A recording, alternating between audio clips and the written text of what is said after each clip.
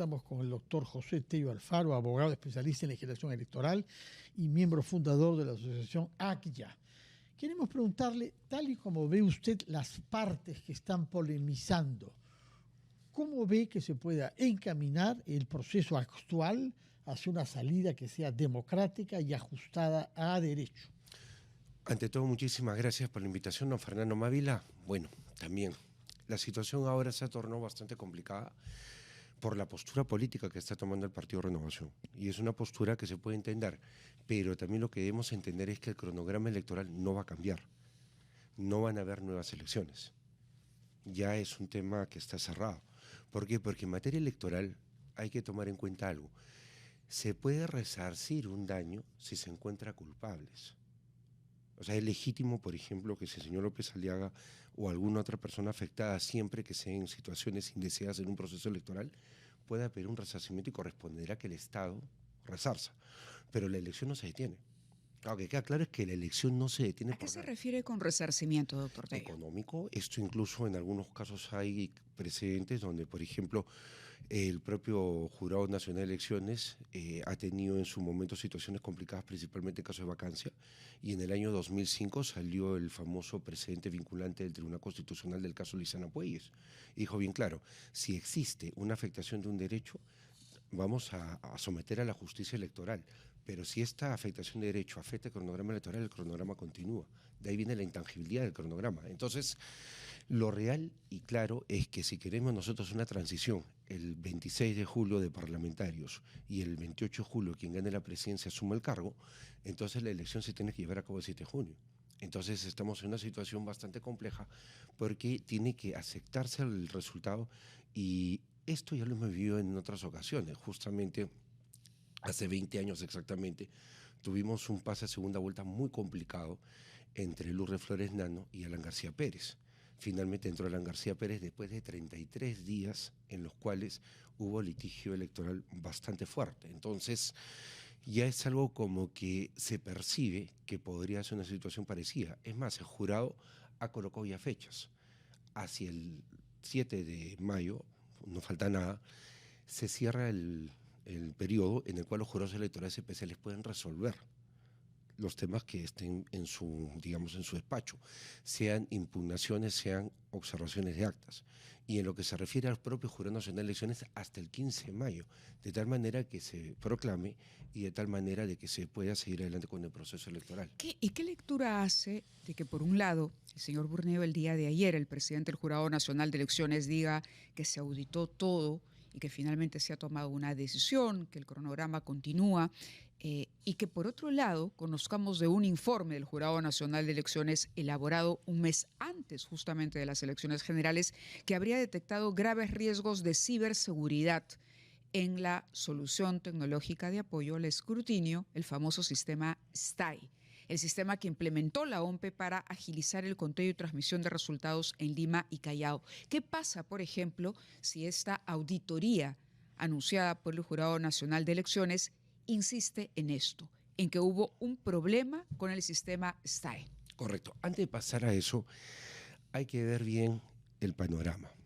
Han hecho, o sea, han dado cuenta en el jurado de algunas situaciones como ese informe, por ejemplo, que debió haber llevado al jurado a que se suspenda el uso del STAI. Lo hizo con el voto electrónico. ¿Por qué no lo hizo ahora? Ese es un primer punto. Yo creo que están reconociendo que ahí se pudo haber hecho algo, pero no lo hicieron. Y eran competentes para hacerlo. Por otro lado... Desde el jurado, dice usted. Por otro lado, hay evidencia de notificaciones que han hecho entre el propio jurado y la OMPE el mismo día de la elección, el 12 de abril, a las 8:30, 9 de la mañana, temprano. Pero la fiscalización de los locales de votación se realiza tranquilamente el viernes, el sábado previo a la elección. Entonces ahí se tiene información que los locales en Lima, por ejemplo, no tenían material. Nuevamente, o sea, hay cosas que hay que colocarle como si fuese un poco el reflector para que también aclare el jurado y sobre todo corrija con miras a la segunda vuelta, porque tienen ellos que asumir también su responsabilidad.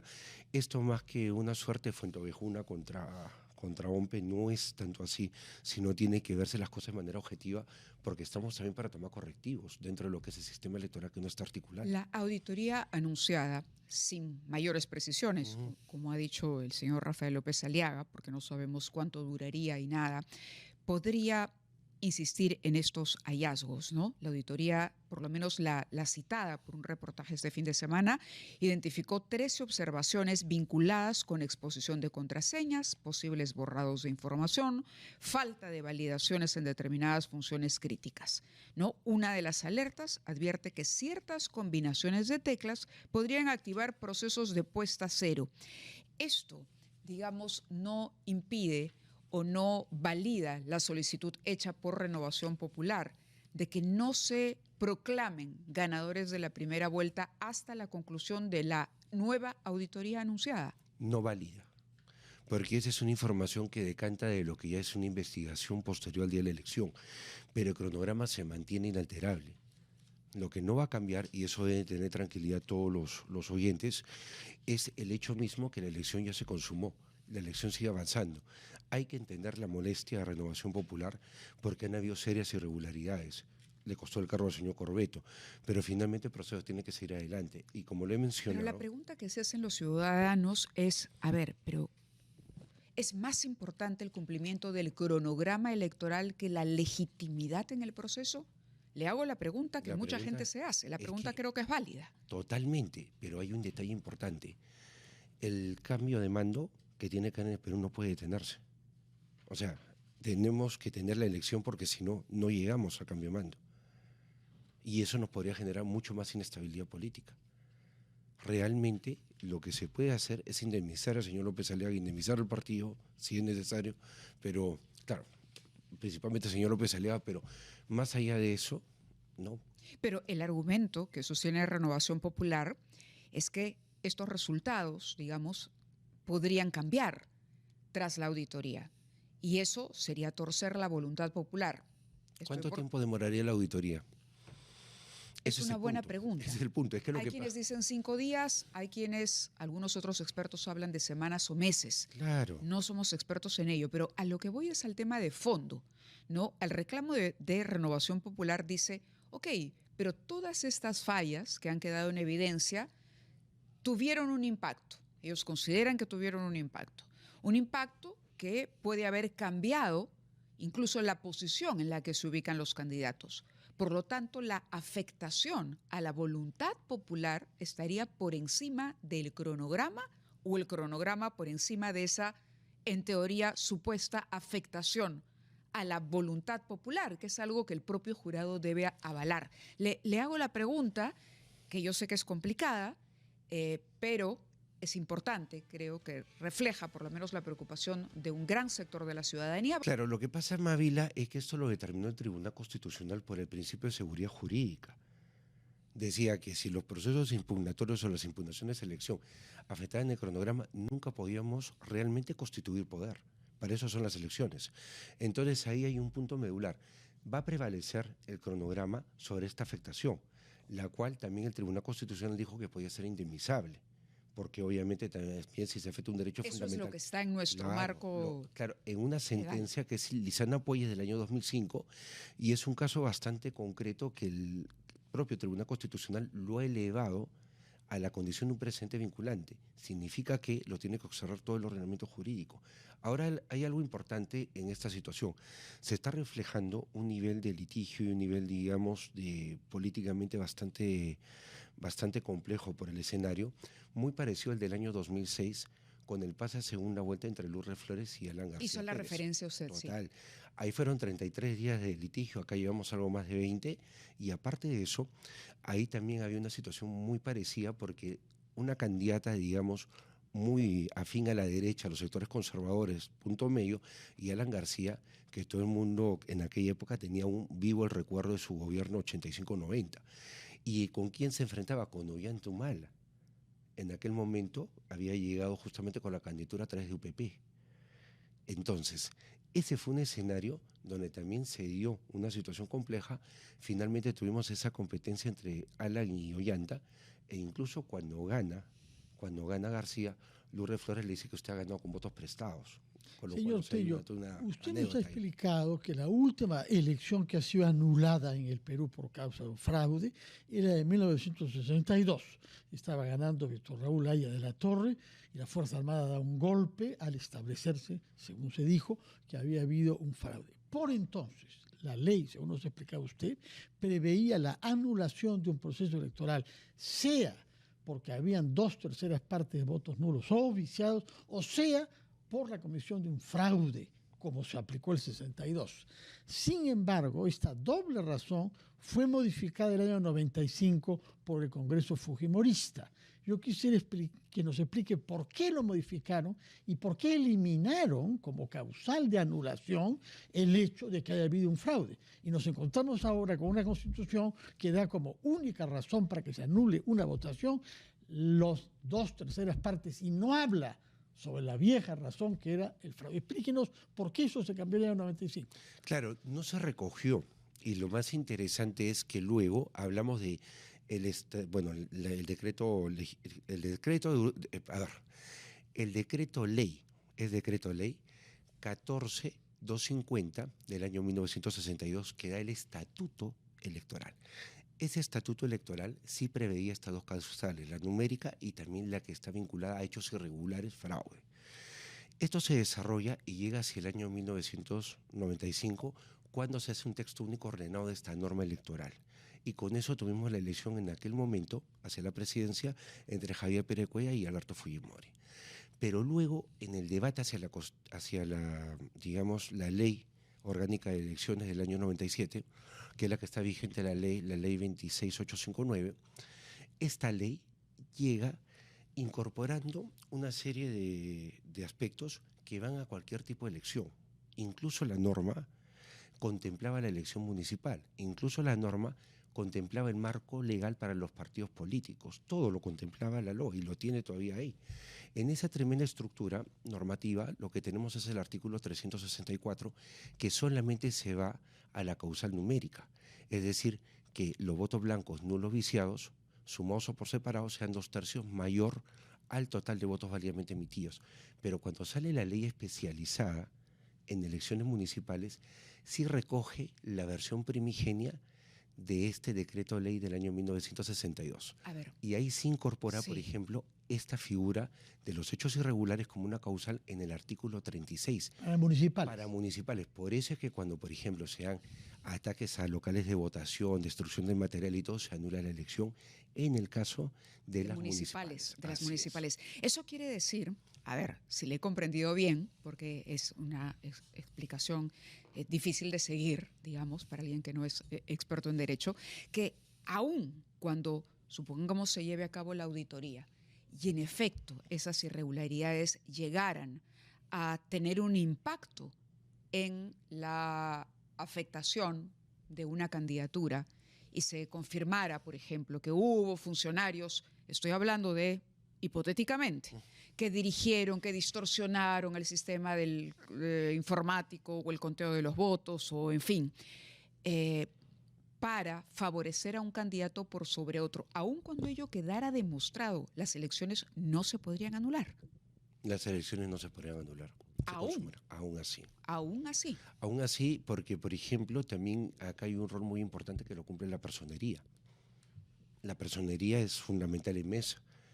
Renovación aparentemente no habría tenido personería porque hubieran podido pedir la nulidad de la mesa. A eso se refiere Natalia Imprimo cuando dice que hay una corresponsabilidad de los partidos políticos. No, principalmente de quien está ahorita con el reclamo más airado, que es Renovación, que vuelvo a señalar, es un reclamo legítimo, pero tampoco ellos tuvieron personería en mesa.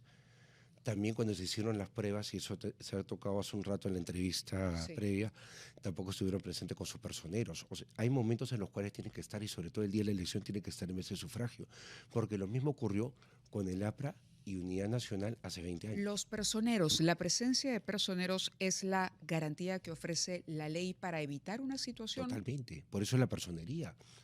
Entonces ellos, por ejemplo, si no se instalaban las mesas, tenían que pedir la nulidad de las mesas de sufragio en Lima, y ahí sí, con ese sustento, quizás no solamente los distritos donde se hizo la elección prolongada, sino también en algunos locales de votación se hubiera podido llevar adelante la elección. Señor Tello, Hay un argumento que se ha usado con frecuencia, que es el de la famosa serie 900. Explíquenos, por favor, qué fundamento puede tener sostener que tras esa sigla supuestamente diabólica se oculta toda la voluntad de fraude. Las famosas actas 900 son en zonas rurales, o sea, se aplican en zonas rurales y lo que hacen es recoger, ¿no?, en estos puntos que son bastante distantes y remotos, ¿no?, la voluntad de los electores. Ahora, el cuestionamiento que hace en este caso Renovación, porque he podido ver, ahí circuló incluso un video, es interesante, quizás el punto, y debería aclararse por qué calza, ¿no?, los resultados ahora en el 2026 con el resultado del 2021. Si eso se llegara a aprobar, evidentemente es un hecho irregular, pero tendrían que para eso hacer una auditoría bastante seria. Y en realidad el jurado lo que debería buscar es que sea una auditoría externa, pero que vengan especialistas de otro país para poder hacerla. Pero el jurado no ha hecho ese anuncio. Sí, pero está hablando también de un equipo que tiene, de, digamos, expertos, lo cual es bueno, son expertos independientes y gente de primer nivel, pero ahí viene el punto. Lo que daría mayor tranquilidad es que se haga una auditoría con una empresa transnacional. ¿Qué dice la ley sobre esa auditoría? Es decir, hay, digamos, un marco legal que establezca plazos, que establezca que esto se lleva a cabo a través de un concurso público. ¿Qué dice la ley sobre eso? Esto es atípico, partamos por ahí. Por eso la auditoría se tendría que dar, y es la auditoría, tanto en la convocatoria a la auditoría como en el desarrollo de la misma, no puede interferir en el cronograma. O sea, esto puede, por último, entenderse bien el resultado de la auditoría en el mes de julio, por decirlo. A ver, ¿no? Legalmente entonces el pedido que hace Rafael López Aliaga a través de este oficio de no proclamar a los ganadores de la primera vuelta, sí, a quienes van al balotaje, antes del término de esa auditoría, es legalmente inviable. Inviable, es inviable. Y además esa auditoría puede tomar meses. O sea, hay que ver qué línea de tiempo. Primero, que sea una convocatoria, que se venga a ver el tema mismo y la línea de tiempo del resultado de la auditoría. Pero no enerva, o sea, no complica lo que es el cronograma que tenemos hasta el 7 de junio para la segunda vuelta, considerando que el 7 de mayo se termina la actividad procesal en los jurados electorales especiales, los 60 a nivel nacional, el Jurado Nacional de Elecciones termina en la quincena y ahí va a ser la proclamación. Señor Tello, una última pregunta de mi parte al menos. Se suele citar la cifra de 500.000 personas como personas afectadas que no pudieron votar por una responsabilidad atribuible a la autoridad electoral. ¿Qué nos dice usted sobre esa cifra? ¿Cuál es la cifra que usted maneja? Que es una cifra muy aproximada, porque realmente hablar también de 1,5 millones, 2 millones, impensable. La afectación pudo haber sido entre 400 y 500.000 personas. Ausentistas Más que no votaron por causa del Jurado Nacional de Elecciones. Inducción. Podríamos hablar de un ausentismo distinto en Lima, ¿no? Un ausentismo provocado por situaciones indeseadas. Por ejemplo, las personas que llegaron, se cansaron de esperar en la cola 3-4 horas, veían que se acercaban las 12 del día y simplemente se retiraron. Personas que vieron el problema por televisión y no fueron a votar. Lo que sí podemos medir nosotros es que en el año 2006, hace 20 años, el ausentismo en Lima, hablando de Lima, era de 9.5. En el 2011 fue de 12.1, en el 2016 de 13.2, iba creciendo progresivamente. Se esperaba un ausentismo de 17-18% para la elección de 2021, pero llegó a 25% en Lima por el tema de la pandemia. Ahora debería estar en un 20%. Entonces, si consideramos que tenemos un ausentismo de 3-4%, la cifra va por ahí más o menos. ¿Qué es el cálculo que ha hecho también? Claro. El jurado. El jurado, el sí. jurado, claro, el jurado colocó 0.86, pero también ahí hay un detalle que habría que mejorar por parte del jurado. No puede minimizar estas cifras. Son 500.000 de personas y ahorita la pelea por el pase a segunda vuelta es por 27.000 votos. Claro. No. Muchas gracias, doctor, por estar con nosotros y explicarnos esto que, a ver, que es realmente lamentable, porque lo peor que nos puede ocurrir en una situación polarizada, con tantos candidatos, es que encima hayamos tenido el problema que vimos todos, creo, y que fue más que evidente, de una jornada accidentada este 12 de abril. Una jornada que debió ser, ante todo, impecable. Muchas gracias. Son las 9:04. Vamos al gran resumen de la hora y regresamos en Ampliación de Noticias.